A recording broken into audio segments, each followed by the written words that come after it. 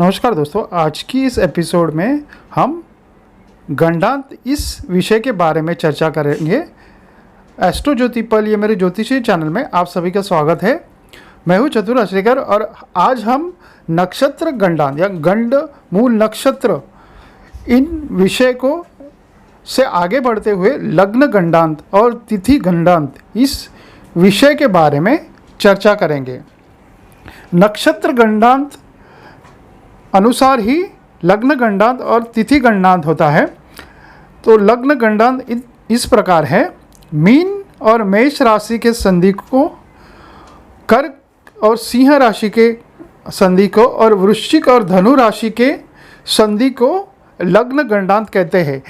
यानी इन दो राशियों की जो संधि होती है उनके प्रारंभ और अंत की कुल 24 मिनट की जो घड़ी होती है उसे गंडांत कहा जाता है। तो इस पार्ट को ही, मतलब जो संधि पार्ट को ही लग्न गंडांत कहा जाता है। अब हम जानते हैं कि तिथि गंडांत क्या होता है। तिथि गंडांत मतलब तिथियों का समूह है। जैसे पंचमी, दशमी और पूर्णिमा या अमावस्या, इन तिथियों को, और षष्ठी, एकादशी और प्रथमा तिथि, मतलब पंचमी और षष्ठी तिथि के संधि, दशमी और एकादशी और पूर्णिमा या अमावस्या या प्रथमा तिथियों के दो घटिया, मतलब इन दो तिथियों के दो पहले के और दो बाद में के घटियों को तिथि गंडांत कहते जाता है। जन्म के समय ये तीनों गंडांत, जैसे मैंने पिछले एपिसोड में नक्षत्र गंडांत के बारे में बताया, यानी गंडमूल नक्षत्र, लग्न गंडांत जो मैंने अभी बताया 6 राशियों के संधि को, और तिथि गंडांत मतलब 6 तिथियों के संधि को। यह जन्म के समय अगर यह तीनों गंडांत एक साथ पड़े तो यह महाअशुभ योग होता है। सबसे अशुभ योग नक्षत्र गंडांत या गंड नक्षत्र कहते हैं।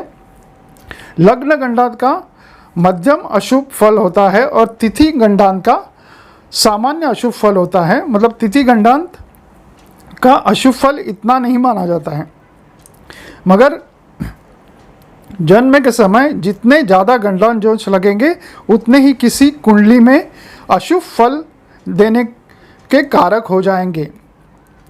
अब हम जानते हैं गंड दोष परिहार। गर्ग ऋषि के मतानुसार अगर रविवार को अश्विनी में जन्म हो या रविवार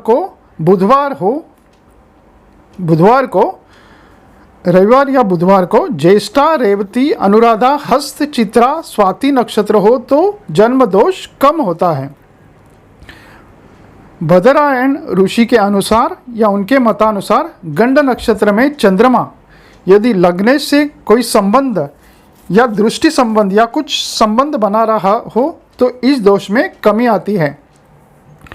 वशिष्ठ ऋषि के अनुसार दिन में मूल का दूसरा चरण हो और रात में मूल का पहला चरण हो तो माता पिता के लिए कष्टकारी होता है, इसलिए इसकी शांति आवश्यक करनी चाहिए। ब्रह्मा जी का एक वाक्य है कि चंद्रमा यदि बलवान हो तो नक्षत्र गंडांत व गुरु बलि हो तो लग्न गंडांत का दोष काफ़ी कम लगता है। वशिष्ठ ऋषि के मतानुसार अभिजात मुहूर्त में जन्म होने पर गंडांत दोष प्रायः नष्ट हो जाता है, लेकिन यह विचार सिर्फ विवाह लग्न में ही देखना होता है, जन्म में नहीं। इस तरह मैंने इस एपिसोड में लग्न गंडांत या तिथि गंडांत के बारे में आपको बताया। धन्यवाद।